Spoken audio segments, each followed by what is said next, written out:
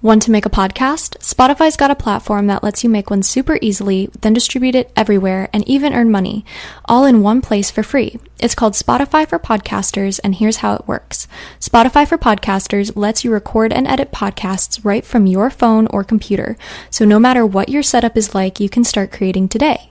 Then you can distribute your podcast to Spotify and everywhere else podcasts are heard. Video podcasts are also available on Spotify. With Spotify for Podcasters, you can earn money in a variety of ways, including ads and podcast subscriptions. And best of all, it's totally free with no catch. Ever since I discovered Spotify for Podcasters, I feel like I've been having a lot more connection with my listeners through the Q&As and polls. I highly recommend you give it a try. Download the Spotify for Podcasters app or go to www.spotify.com/podcasters to get started. A quest is a search for something. And every week, the Quest podcast will show you how we know what we know through interviews with people that have incredible stories of dedication and perseverance. I'm your host, Todd Fisher. Join me in this thought-provoking and inspiring podcast of discovery. Find us anywhere you listen to podcasts.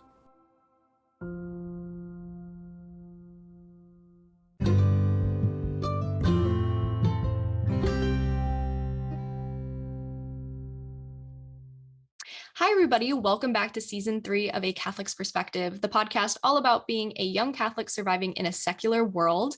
Today, I have a special guest with me. I have Patrick. Welcome, Patrick. Hey, Amber. How are you?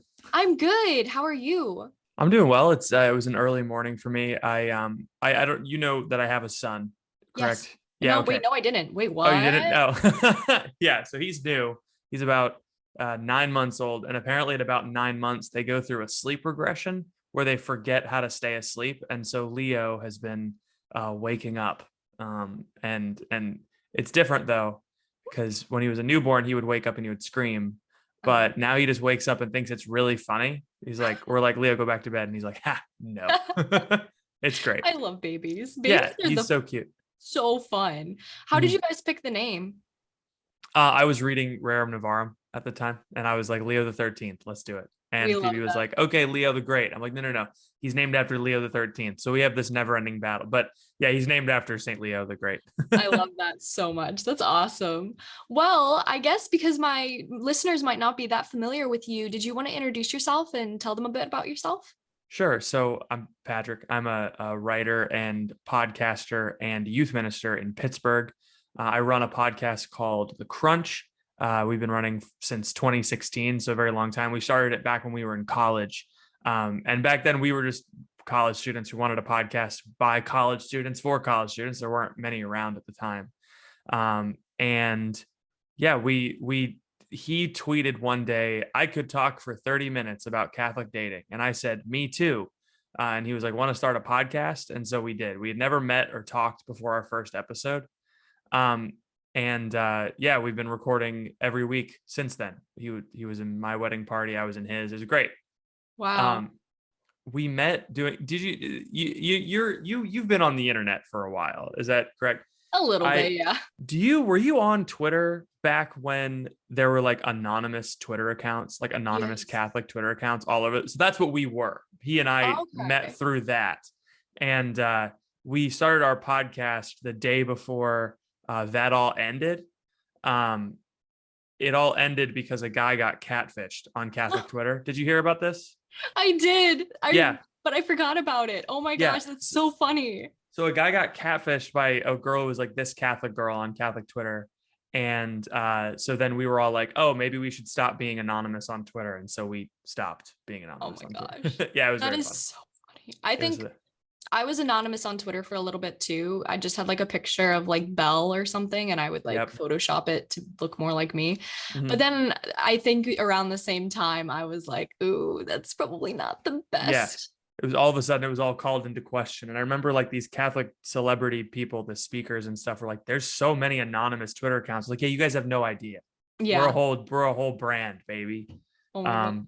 But yeah, so then we switched, and it ended up being good for us because the podcast was more interesting when you had faces to the names, you know?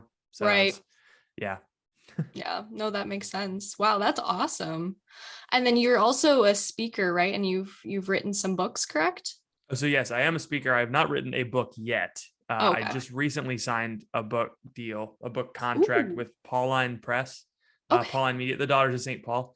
Hmm. Yeah, so I'm writing a book with them about masculinity, and because I was like, there's not enough books about masculinity out there. I'm writing a book about masculinity with them, and no, I have not written any other books yet. But I do speak. I go around mostly colleges and young adult groups, high school. I'm a high school youth minister, so Okay. I talk every week at them, and they have to listen Yeah. because I'm the one who gives them pizza. They're corralled. They can't Yeah, move. they're stuck. I love that. I've talked to some high school students before, and it's interesting to me because they intimidate me because they act like they're not interested. They're just Hmm. like, they have like that blank face where they're like, uh-huh, Hmm. you know? But Yeah. then afterwards, they come up to you, and even though it looks like they were giving you a death stare, they're like, I really liked what you said. And I'm like, I thought you wanted to kill me, to be honest, by the look you were giving me. I don't know how you do it, but It's great because they haven't yet learned like resting meeting face. Are you familiar? yeah, Like adults understand how to pretend to be engaged. That's why I don't like talking to adults as much. But teenagers have not yet learned that skill. And so you can really tell, like, yeah, if they're not engaged. And if they are engaged, then you can be like, yeah, they're when they're laughing, you know you've got them because they wouldn't do that unless they actually thought it was funny. So yeah, right. That's the great thing about teenagers is they're honest. they're honest. Oh yeah. Especially kids too. Kids are honest too, but that's awesome. So today our topic's kind of about keeping the youth in Catholicism because I Mhm. think especially today we see this kind of once kids hit high school they fall away from their faith because Mhm. there's more independence, you know. Most kids are in, you know, public school. Not a lot of kids are homeschooled or go to Catholic school, and so we see kind of like this I guess separation. The child kind of separates from their faith, and they almost view confirmation as this graduation from their Catholic faith. Mhm. So, how did you get started in youth ministry personally? Yeah, so I got started in youth ministry because I had my conversion experience in a high school youth ministry. So we had something similar to Life Team, but it wasn't Life Team properly. It wasn't. We didn't like have the name at my parish when I was a kid, and we had an interesting like take on youth ministry. The teens kind of ran it. Oh, We had like a leadership group that was pretty strong. It was like about 20 kids, and we split into groups that ran each night. And so every 4 weeks, I got to run a life night, essentially a youth ministry night. And so we got kind of a closer look at like how youth ministries are run. And because I had that experience, I was like drawn to do that. I love doing it. And I was like, I want to do this more in the future. And so the I knew that Franciscan University was like a good university to be a youth minister. I knew a lot of youth ministers had gone there, and so I was like, well, I'll just go to Franciscan University because I wanted to study theology, and so that's how I got in touch with youth ministry, or like figured out that it was important. Um, I stuck around because I wanted to give high schoolers what I had been given, which was that kind of youth ministry, because what we had was really special. Like talking to people now, I recognize how unique it was. We had 20 to 40 kids giving, depending on the year, that were just in the leadership group, and the youth ministry itself was like 100 kids. wow. um, we would all like all the kids who were like really dedicated to it would hang out outside of youth ministry, and we would have like conversations about how to make it better. Like it was really like teen run youth ministry, and I've been trying to like recapture that since. It's very difficult because you have to like get kids used to youth ministry and then get them used to the idea that they can do things on their own, and Mm. then encourage them to do things on their own. Like something that I've been trying to do recently is I've been just giving them Starbucks gift cards and saying, go have coffee with your friends and talk to them about Jesus. Like just go Right. do that. Here, I'll even pay for your pizza to do it. Um, yeah, that's how I got started doing youth ministry. That's kind of why I do it. I want kids to do what I got to do when I was in high school. So I think that's what kept me Catholic, was having those Catholic friends. And when you say that, you know, I think about to my high school experience, and we didn't really have anything like that. We had like Totus Tuus, which Oh, was sure. this kind of like summer camp that kids went to, and we just Mhm. went there every day for like a weekend. And there were like fun things, but I don't remember connecting with God in those moments. They might have tried, and maybe I was just really stuck up and I was like, I'm not doing this. Yeah, But sure. as like as an 11-year-old, I was like, this isn't the vibe. Sure. So I just and also a lot of my friends were not proudly Catholic. Like I feel like if I was surrounded by strong-minded Catholics, like whether they were my age or just older, like the youth ministers and stuff, I feel like I might have been more likely to really enjoy the faith and felt more comfortable being bold about it myself. Oh, Um, definitely. but because whenever, like you said, like we would go out for coffee or we would hang out or whatever, we would just not talk about God or we would just talk about other things. Um, I got used to the mindset of God is only in church. He's not outside the church. Oh, Um, yeah. and as a youth, when you step outside the church on Sunday and you're like, all right, I can go do whatever I want now because Yeah. Sunday's over. God stays in church. That's it. It's a very dangerous mindset as a youth, because if God's not at the forefront of your mind, then you get into like a lot of issues. Oh, definitely. Yeah. I always, like, as a kid, I didn't understand how lucky I was to have those mentors around. Like, my parish was vibrant, and there were a lot of adults that they had like adult retreats. Like their adults would go on retreats every 6 months or so. And, it was this big thing. I don't think I recognized at the time how unique that was to most parishes. Cause when I would talk to people on the internet, right, about like how parishes were failing and like the church, I was like, I don't know what you guys are talking about. Like, my church was great. Like, what do you guys mean? Yeah. And so I can definitely, now having gone and worked at different parishes, I definitely see what you're talking about. There's always a few kids that need more and the parishes can't give it because they're just trying to get the kids who don't care to care just a little bit. Right. It's really difficult. Yeah. And I noticed that the way that they try to get the kids to care is not in the best way per se, Yeah. like bringing guitars into mass and stuff like Sure. that. They're just like, yeah, this is going to be great. This is what they want. And then it actually it's all well-intentioned. Right. Exactly. But then, we find that that's actually not what they want and they end up leaving. That's what happened at all my Novus Ordo parishes when they started bringing in secular music, and like all I can describe is like a Protestant youth minister that has tattoos and like skinny jeans and stuff. Yeah. He's like, Jesus rocks, kids. All the kids left. All of them left. They were like, this is weird. Yeah, I think like you bring up a good point. It's like it's this doing what we think we're supposed to do, right? The thing that I can think of, and we talk about evangelization sometimes on the Crunch, and something that we've talked about recently is like, you ever seen those Jehovah's Witnesses stands like on street corners? Yeah. They've got like an unassuming box and it says JW, got questions or whatever. Or like Mormons going door to door, and like, have you ever had a Mormon come to your door? Once when I was a kid, but we're very Polish Catholic in my town. So they like knew. So I think they kind of like decided not to. They're like, yeah, maybe not. Yeah. And Jehovah's Witnesses are similar. If you go up and like to have a discussion, they're not really prepared to have a discussion. They're not really prepared to like dialogue, to use a buzzword that's been used recently. And I think it's because what they're using is they're kind of using like a factory style evangelization. They're using like a corporate style. It's trained. We're going to go to central administration. We're going to watch the McDonald's how to make a hamburger YouTube videos, and we're going to teach you how to evangelize. You're going to go out and you're going to do it, and then people are going to convert because you're doing the right thing. And it's very like no room for the Holy Spirit sort of thing. Right. And I think we fall into this trap as Catholics too. It's like, oh, well, this is what's working at Protestant megachurch X down the street. So if we just do this, then our church is going to get big.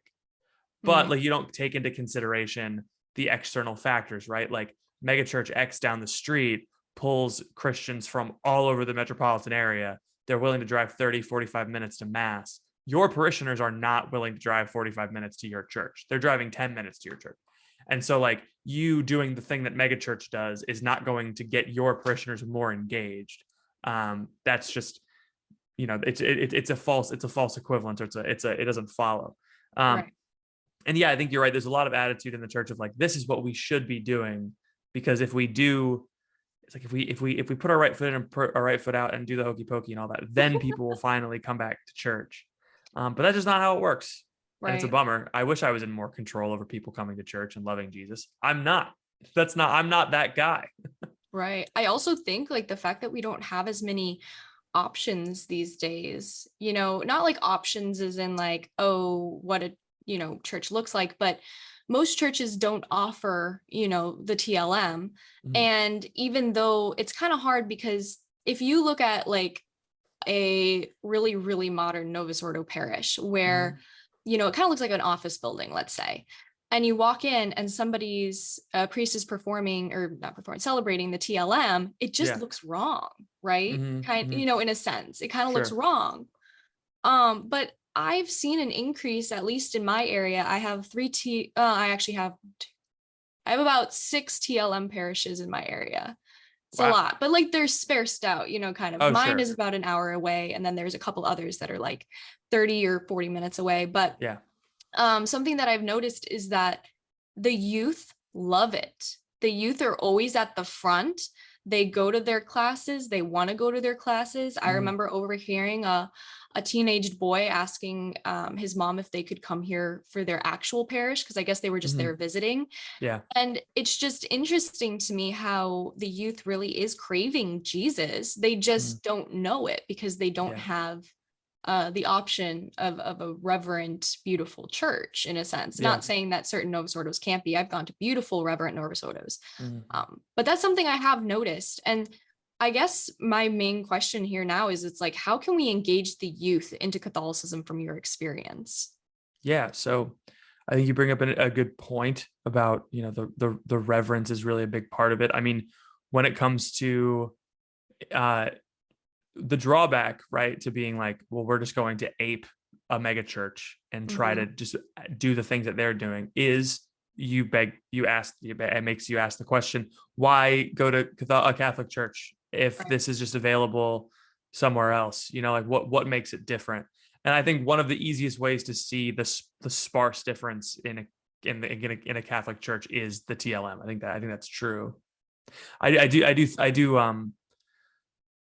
do see a similarity though between this is gonna be a little hot take. Oh, it's fine. Go for it. Okay. We love hot takes. There's a little bit of a similarity between TLM parishes and mega churches. And this is the similarity, is that both kind of draw from like large areas, like we have a TLM parish. It's called a personal parish. So it's like, it's not a boundary parish. Anybody can be a member at this parish in the Diocese of Pittsburgh. Cool. And it's called Most Precious Blood. It's I think it's Institute of Christ the King Sovereign Priest Parish. Okay. They got cannons and they wear hats and it's cool, right? And they draw from everywhere in Pittsburgh. And so like the people that go to that church are probably going to be more reverent, more faithful people. But like the average parish that is a territorial parish is drawing from the rank and file, so to speak. So I would hesitate to say, yes, the solution is the TLM. That's the thing that's going to get the youth involved, because it's almost the same mistake that the guitar people make, but it's in the other direction. So I want to avoid that. What I want to say the answer is, I think you said it earlier.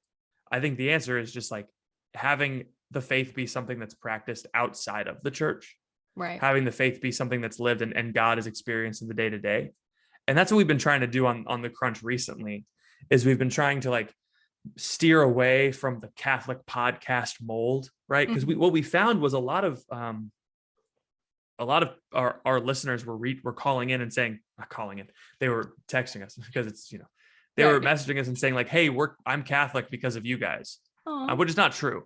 They are Catholic because of Jesus, but also because they had a friend, talk to them about Catholicism. But the Crunch was like a gateway for it. We've had people reach out that were Catholic that were drifting away and then listen to the show and were like, oh yeah, I should probably come back. Right. And it's because the Crunch is something that's Catholic that can be enjoyed outside of a Sunday mass. Right. And I think that's where Catholics ought to be moving in the future, is just like, let's go out now. Let's be really Catholic and also be really into baseball, or be Catholic and be really into like fashion, and that sort of thing. I think if we want to reach the youth, we have to reach them on their terms and say, these things that you're interested in are not wrong. They just need to be baptized, right? It's like it needs to be done for God and not for yourself. You need to be into baseball, not so you can make a lot of money and meet a lot of women. You need to be into baseball because it's fun and it's good. And and God made your body to do cool things like baseball. Right. I think that's what I try to do when I try to engage young people in our parish.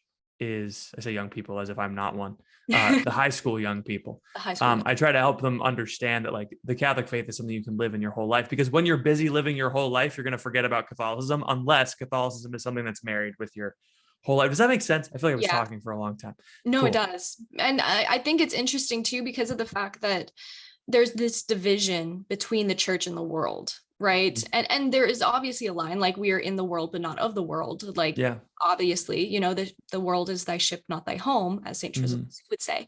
However, most Catholics don't know how to integrate their faith into the world. Most of the time, and I struggled with this greatly growing up, but even coming back into my faith and trying to figure out, okay, how do I be Catholic, but also Catholic and, Catholic, it's not Catholic, but it's Catholic and. Yeah. Because I hate that, well, I'm Catholic, but no. Oh, yeah. That's not how it works. Yeah. And so trying to kind of remedy that division and be like, like the faith can be in the world. Like that's important. If you're a vet tech, you can be a Catholic and you can still live out your faith boldly in your profession. But people, I don't think, know how to introduce Catholicism into the things that they like to do. Yeah. Yeah. And it's something that I struggle with as well, because I'm in the unfortunate position of realizing this while also like Catholicism is kind of my only thing. Like I write books about it and I talk about it and I podcast about it. I had this crisis in 2019 where I was like, I think Catholicism is like my only hobby. I need like another hobby, like I need to like read books or something, like my only two things that were interesting to me were Catholicism and like productivity. Just like being Catholic and then being really good at my job, which was a Catholic youth minister. And so Ethan and I have been talking about like weaning the church off of itself as like a project for our podcast over the course of the next few years. Like at the Seek conference that was recently, which you didn't get to go to. So that was a bummer. No, I wanted to, but yeah, I was like, oh wow. I was trying to press you to go. I was like, you should come, but no, it was fun. They had Ben Rector come. No way. Yeah, he's a regular musician, right? He's does regular stuff, but we had him come to the conference. And it was funny because I heard he was like tweeting about it. Like he was expecting a hotel ballroom, just a regular hotel ballroom. But it was like this huge stadium, like the former Rams stadium with 17,000 Catholics in it.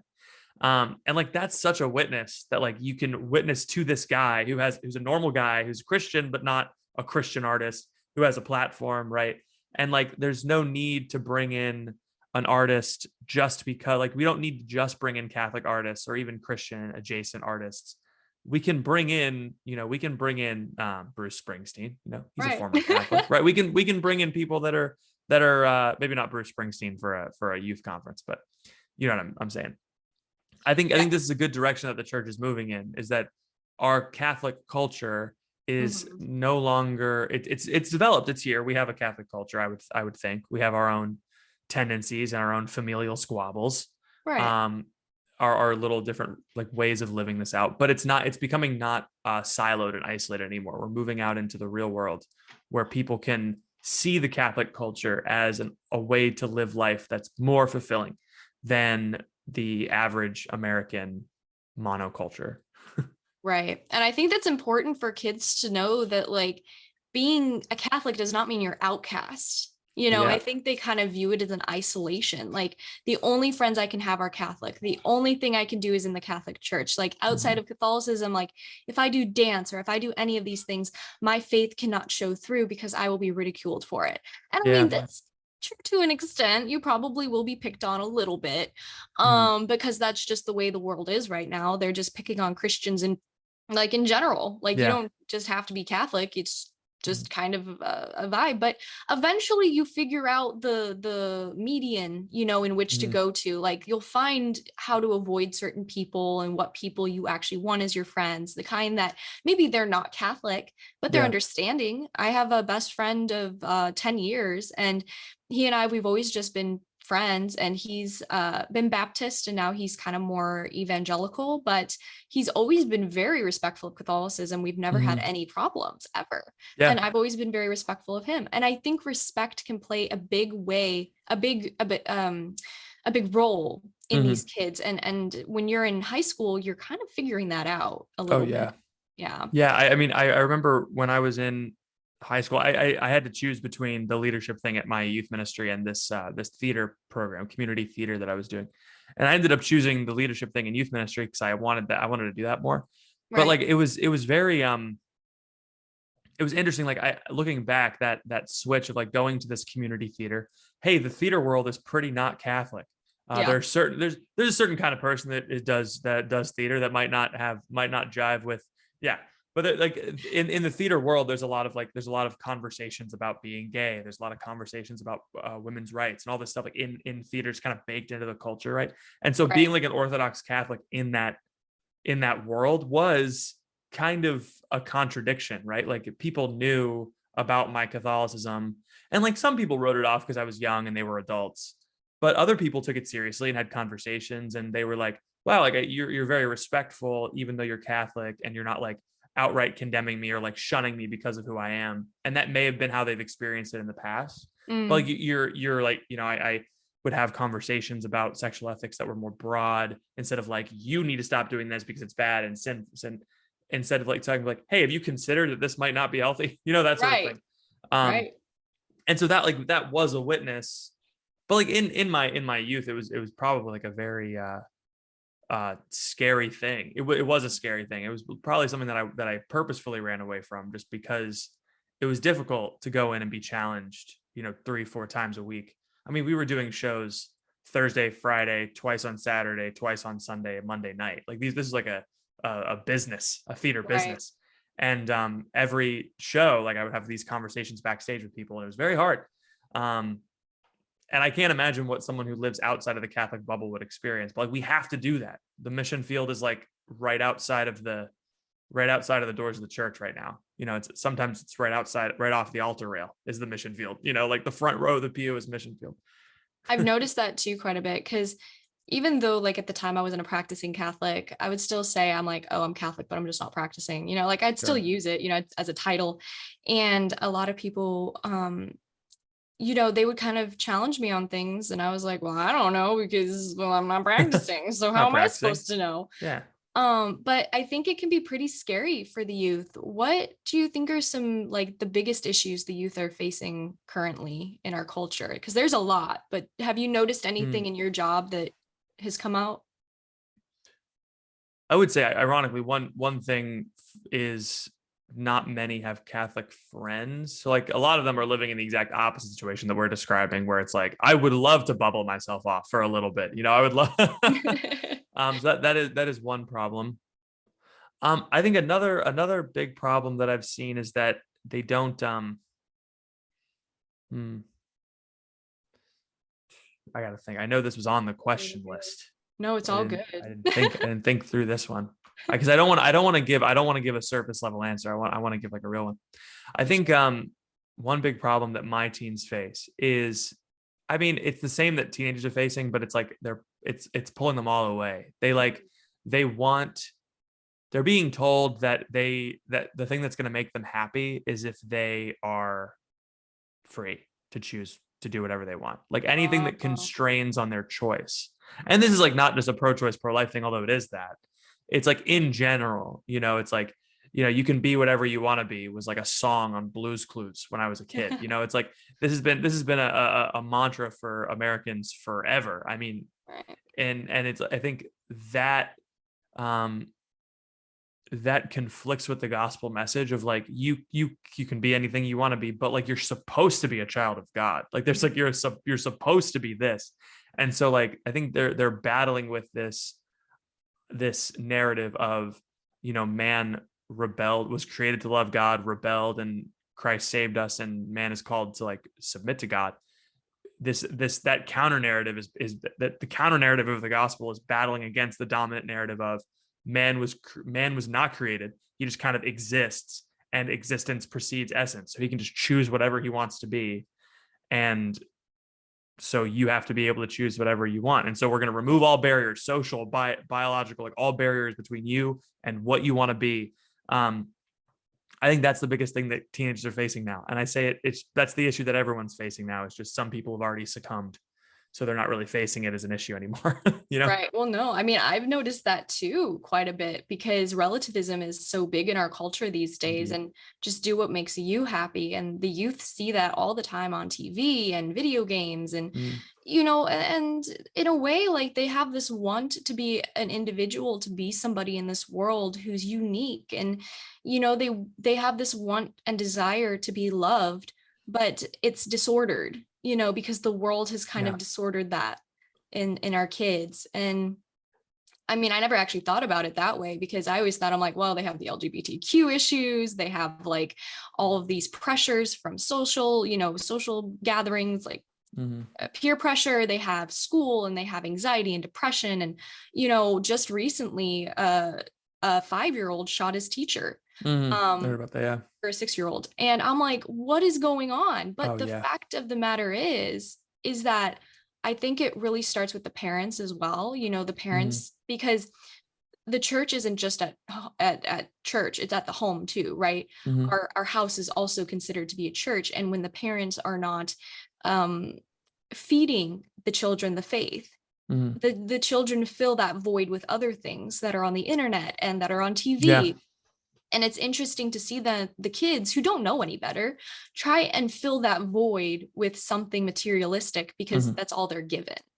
Yeah, I think you bring up a good analogy. I saw a movie that illustrates this well, although the movie itself is kind of an issue. Did you see Turning Red, the Pixar movie? Oh, yes, I did. Oh my gosh. Okay.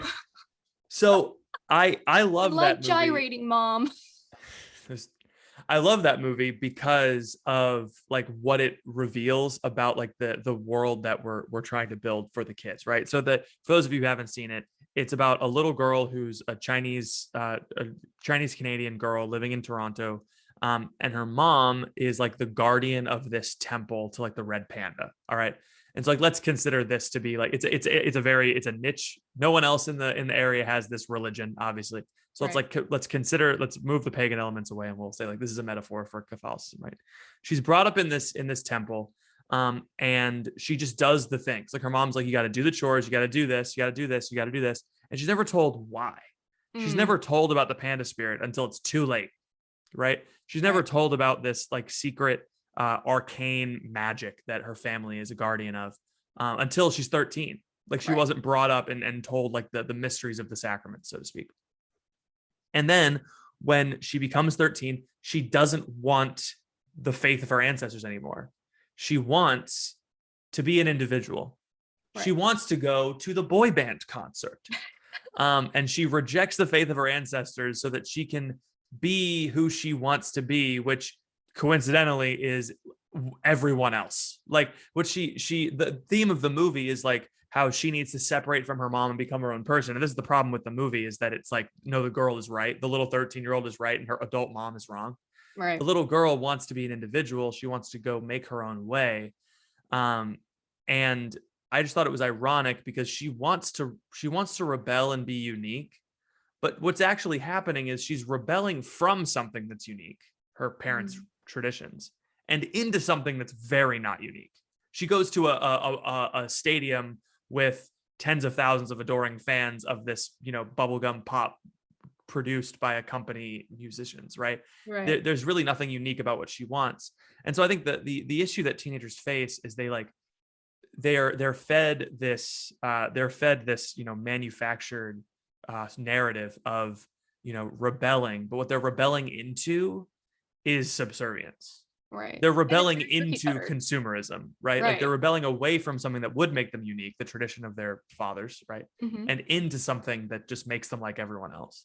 Which is very interesting to see too, because we see that online all the time with TikTok and Instagram. Like all these girls all look the same. They all have plastic surgery. They all Yeah. have the cat eye lift. They all have big lips.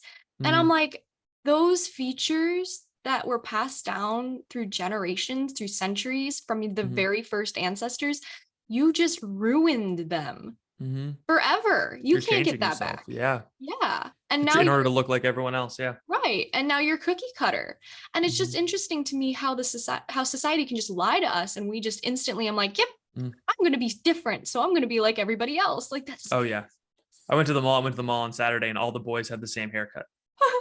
And it's like these are minor things, right? But it's illustrative of a larger point. Is like I'm sure that when they went to get that haircut, they were like, I'm trying to be myself, right? And it's so easy to get into that feeling of I'm gonna be myself, I'm gonna be different, without realizing that you're actually just being like everyone else. That's why I say it's the dominant narrative, and Christ is like the counter narrative, mm, because the dominant narrative is modernism, whatever you want. Like there's a precise meaning of that, but whatever. The dominant narrative is modernism, liberalism, whatever you want to call it, and the counter narrative is the gospel. And it's just, for so long people have claimed that the gospel is the dominant narrative, but it never was. mm. The gospel is always a counter narrative. It's always polemic against something. Like the first books are against the pagans, again, um, it's always been a counter narrative against the world, the flesh, and the devil. That's always what Catholicism has been.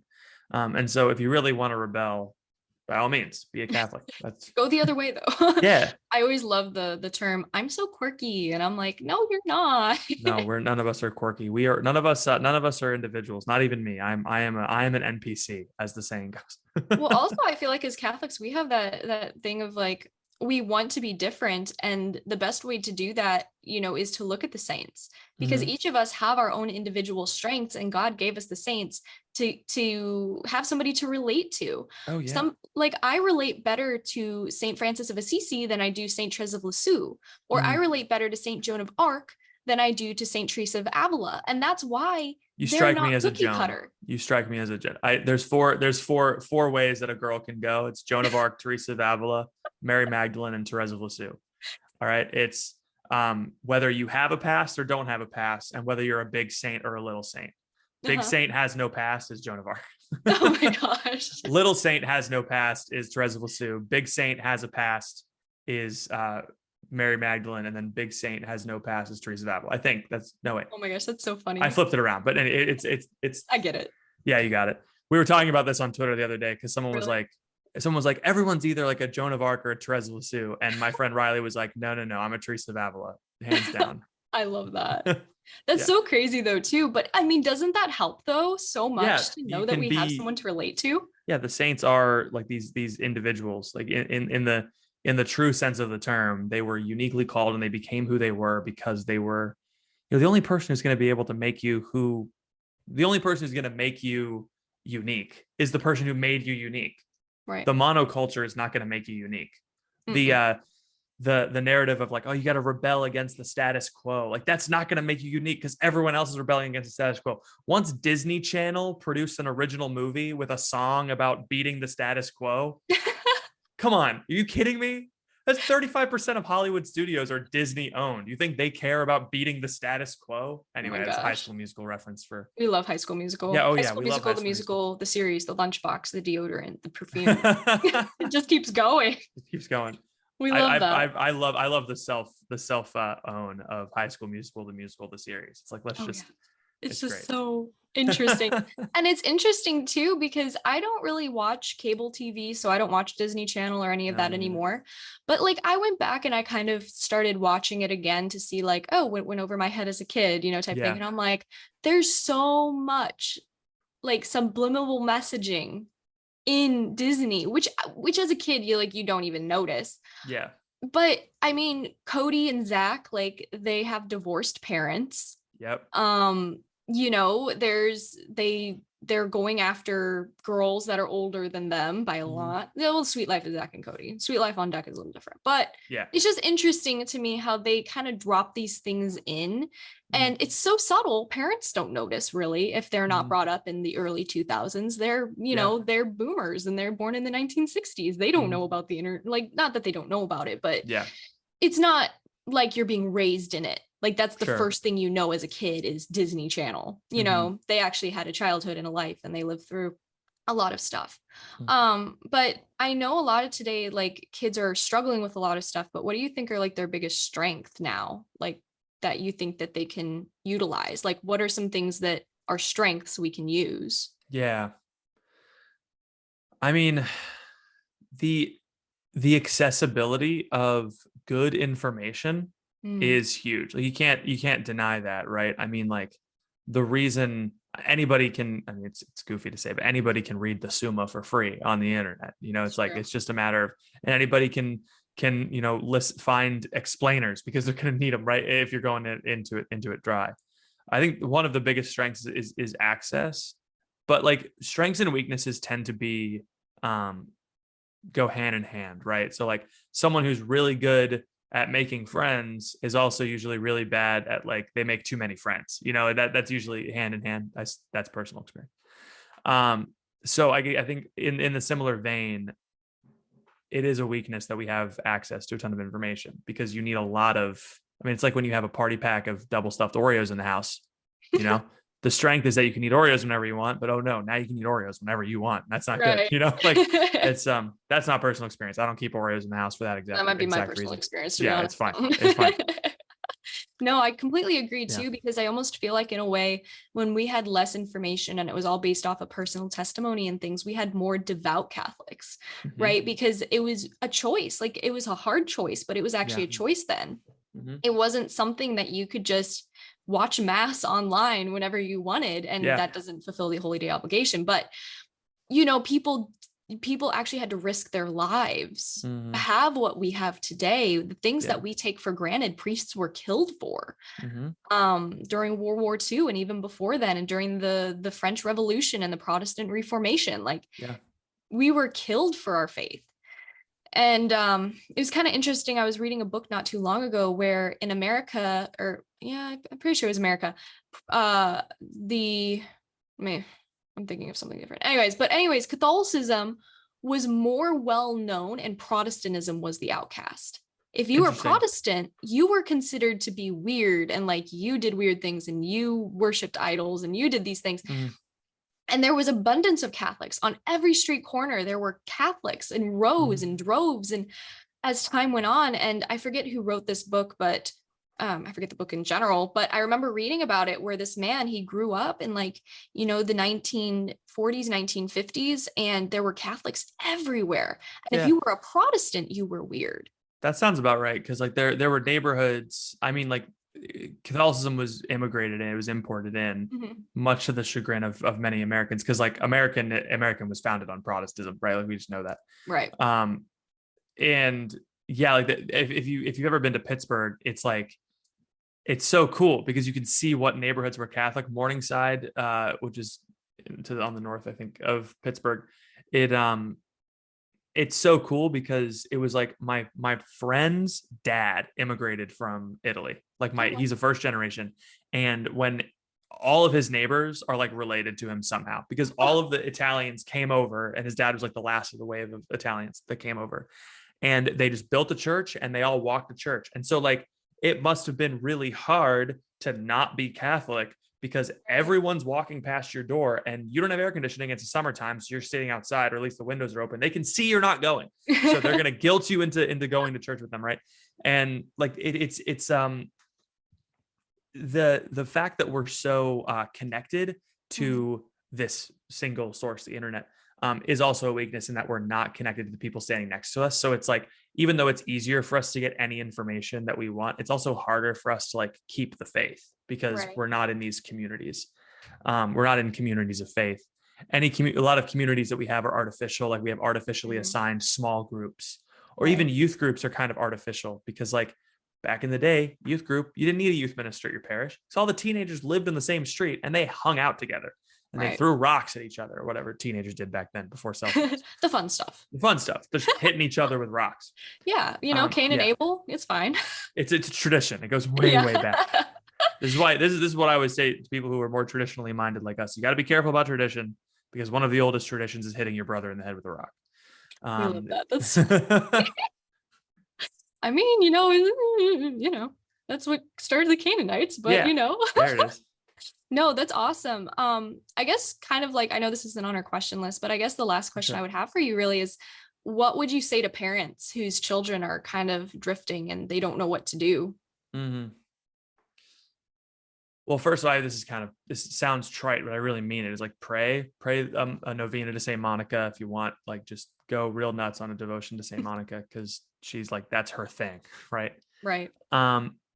If they're young and you're like afraid of that happening, incentivize going to church. My mom didn't let me hang out at the mall with any of my friends in middle school. And right after my first Steubenville conference, my friend Zach Baird, who was a youth group kid, called up and said, hey, do you want to go to the movies? And I was like, my mom's probably going to say no, but I'll ask. And I asked, and she was like, Zach Baird wants you to hang out with him. Yeah, you can go. I don't care. And I was like, but it's the mall. She's like, yeah, that's fine. Go. Oh, and so he pulled up in a BMW convertible. I hopped in and I drove to the mall. So that's what I tell parents. Two things. One, cool Catholic friend, get him a cool Catholic friend, and get him a convertible. That's how you keep them Catholic. Like try to find ways to like incentivize, like whatever your kid likes, associate Catholicism with that thing, right? It's like, you can play video games after you go to mass. Right. And you can go to mass any day of the week, kid. So go, over the summer, if you want to play video games, you got to go to mass in the morning. Sorry. Like it's like, it's, try to incentivize, the virtues that they have, and virtue needs to build on virtue. So like play with the virtues that they have. If your kid is very obedient to you, just like play with that obedience. Like ask them, like, because you love me, will you go to mass? Or if your kid is like really disciplined when it comes to his schoolwork, but like help him figure out a way to like match Catholicism with that discipline. Does that make sense? Yeah, that's my no, advice. It does. Okay, cool. And I think kids need incentive, in a way. And sure. Because obviously I think there's a lot of pressure put on kids these days to know things that they don't know yet. In a way, like they're expected. What college do you want to go to as a freshman? Right. Yeah. Like, what do you want to do when you grow up? Asking a 3-year-old that's like gumming a binky. Like, I want to be the tooth fairy. Literally, like, I want to be Santa Claus. Yeah, man. All you got to do is kill Santa Claus. That's all you got to do, I think. Right. But like, it never stops too either. Know, I mean, it's always like at 3-year-old, what do you want to be? I want to be a fashion or something. And then at the age of 20, do you have a boyfriend? When are you getting married? Oh, you're married. When are you having your first kid? Oh, you have your first kid. When are you having your second kid? Like, there's just all these expectations, I think, that are put on us. But the one expectation that I think is the easiest is Catholicism, because all the rules are just laid out there for us. It's so easy. Confess your sins, eat God. That's the 2 rules. There you go. I love cannibalism. No, just kidding. It's not cannibalism. But you know what I mean? Like, it's just, it's really simple when you break it down to the bare bones. And I think people tend to overcomplicate it a bit. And in reality, it's like, it does not have to be that complicated. If you really want to get into it, then you can get into apologetics and things. And I think we do need to know our faith, not to the extent of the great scholars, or the theologians, but to an extent that we can explain our faith when it's being kind of, I guess, misconceptions arise and things like that. Being able to do that, I think, is important. Definitely. Well, thank you so much, Patrick, for coming on here and doing this Amber. with me. I really appreciate it. Where can my listeners find you? You can find me at Catholic Pat on Twitter, at the Crunchcast as well. That's the Crunch is my podcast. If you really want to go hear more from me and hear me be funny with my friend Ethan, he brings the goofs out of me. So if you want to hear that, look up the Crunch on any of the podcast platforms. But other than that, Catholic Pat at the Crunchcast. Those are my 2 socials. Awesome. All right. Well, thank you so much, Patrick. I really appreciate it. And hopefully we'll have you back on sometime. Yeah, I'm always down. Just let me know. Awesome. And with all of that being said, guys, I hope that this podcast has helped you, and I will talk to you guys in the next one. Bye.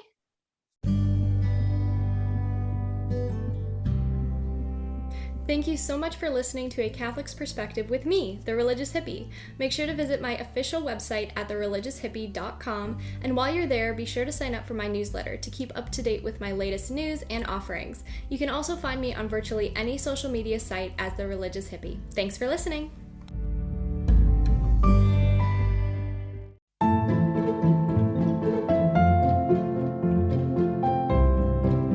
Hi, I'm Father Daniel Duplantis, a Catholic priest, martial artist, and host of the Karate Priest podcast.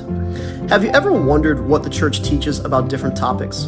Are you a martial arts enthusiast or just someone who wants to learn more about martial arts?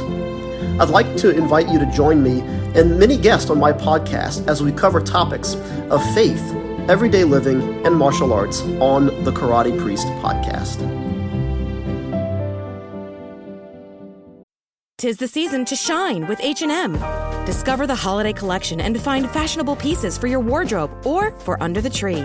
Get inspired and dazzle with this year's glam. From tuxedo styles, bow detailed pieces, impressive prints, and more. From unforgettable looks to unforgettable gifts. With fashion finds to home decor, find it all at H&M.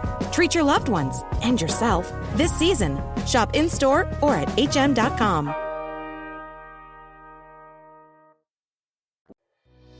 Thank you for listening to this podcast. Please be sure to rate and review this episode. This podcast is produced by Todd Fisher and Anthony Smith and is distributed by Metacortex Publishing. This podcast is copyright. Any previously trademarked or copyright content is used by permission. Information and opinions stated in this podcast should not be construed as medical advice. Please be sure and visit the official website for Metacortex Publishing at metacortexpublishing.com or find us on social media for other unique content.